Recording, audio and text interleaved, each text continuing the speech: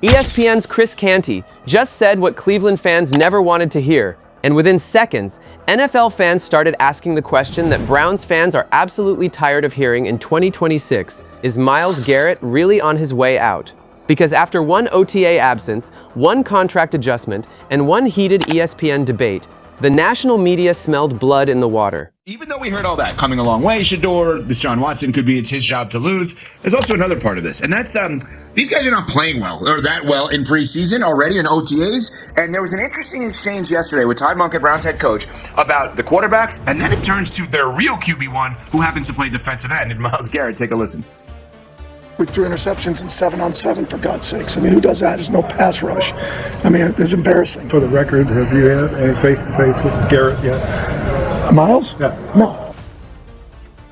I love this guy. Is that not weird, though? No, but I just love that he tells us. Okay, two parts. Let's go one by one. Smalls, the part you love about Todd Monken is?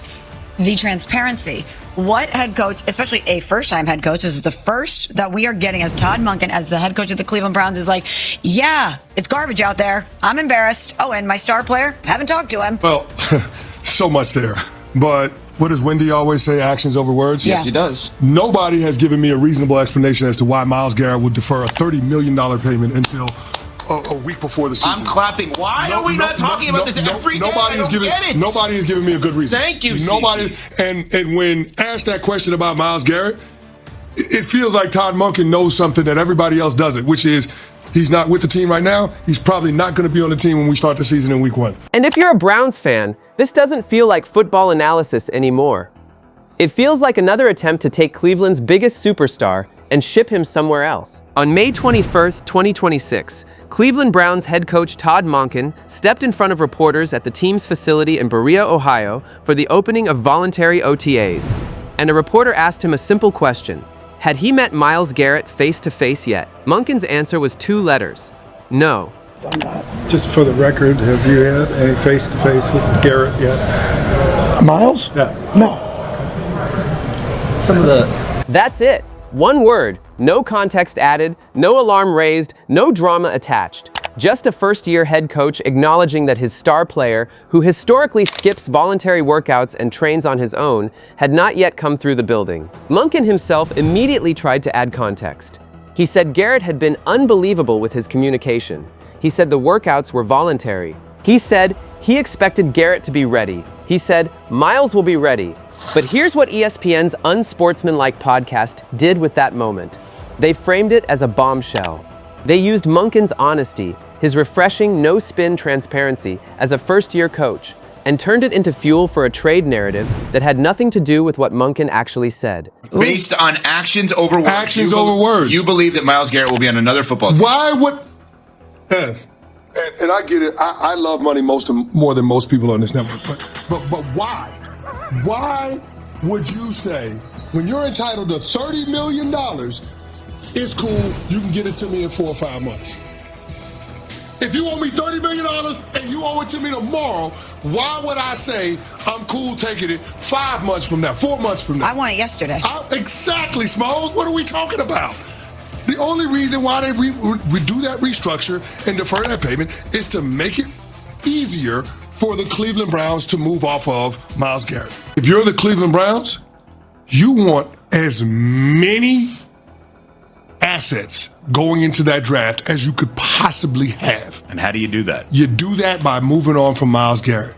Canty sat there on that podcast and used the word no to argue that Todd Monken secretly knows Myles Garrett won't be on the team in week 1 of the 2026 season. He said the deferral of a $30 million payment was a smoking gun. He said actions speak louder than words. He demanded essentially that Cleveland move on from its best player.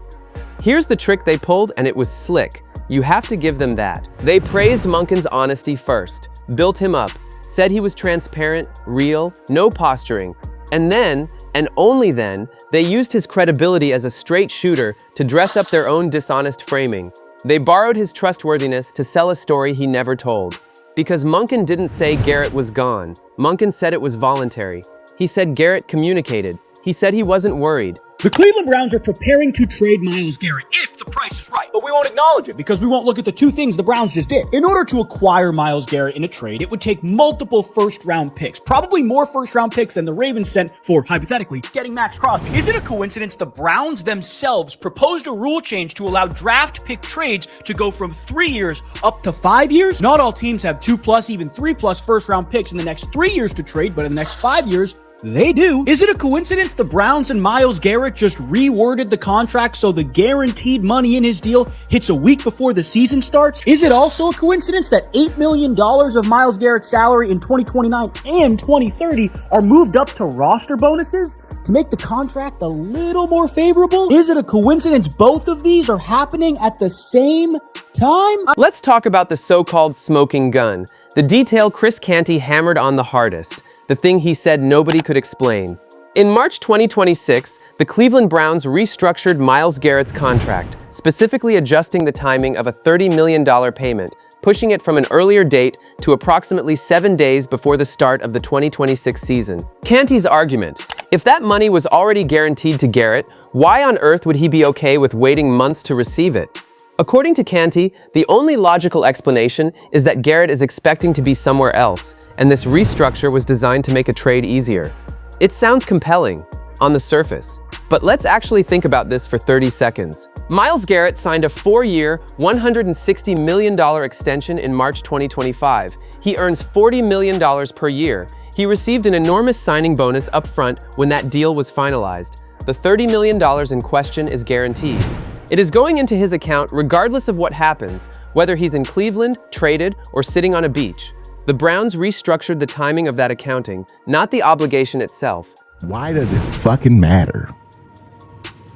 Like, he's trying to use this as like some kind of big selling point. It's not like it changes whether the Browns owe him this $30 million or not, right? He's talking about this like it's a roster bonus. Like, oh, he deferred a roster bonus till later, which, yeah, would be a sign that the team is trying to trade a player, because what the team is saying is that we're not going to say that this $30 million is guaranteed to you until this date. But here's where the narrative completely collapses.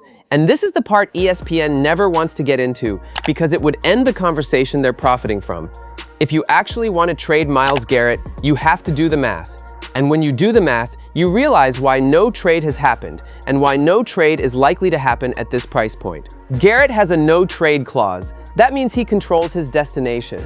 He stated publicly that he wants to go to a contending team, a legitimate Super Bowl contender. He said it himself back in February 2025 when he first requested a trade. The goal was never to go from Cleveland to Canton. It has always been to compete for and win a Super Bowl.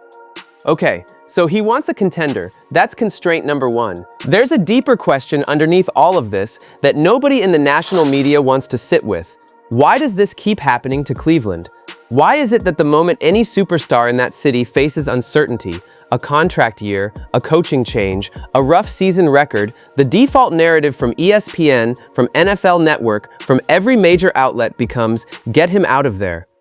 Look, I get the emotional attachment that you have to someone like Myles Garrett. It's just hard to walk away from someone who you know is going to walk right into the Hall of Fame when his career is over, who just set the single-season sack record, who is one of the most dynamic players that this game has ever seen at that position when you're just looking at his height, weight, speed, and his production. But yeah, I agree. This should have been done a year ago when he was clamoring for it, when he was saying, look, I want to be associated with the winner. I want to rack up wins. I want to play in a Super Bowl. I want my legacy to be more than just about individual accomplishments, and they didn't listen. And I understand why you don't listen. I understand why you're reluctant to do this kind of thing.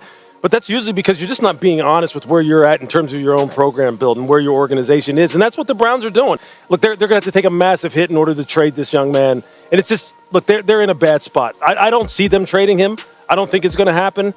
It should have happened a year ago. The national media can demand trades all they want. Chris Canty can hammer tables on ESPN. The unsportsmanlike podcast can spin two-word answers into conspiracy theories.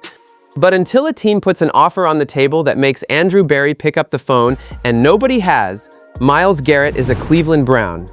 And maybe, just maybe, that's where greatness was always meant to live. Cleveland has been told for decades that it isn't good enough to keep its stars, that its best players deserve bigger stages, that loyalty to that city is something to be explained, not celebrated. Myles Garrett has broken the all-time sack record. He has done it in a Cleveland Browns uniform. He has done it through losing seasons, coaching changes, quarterback disasters, and front office turbulence that would have broken lesser men. Chris Canty wanted a reaction. ESPN wanted a headline. What they got instead was a 2-word answer from a head coach and a $30 million payment that moved 5 months down the line.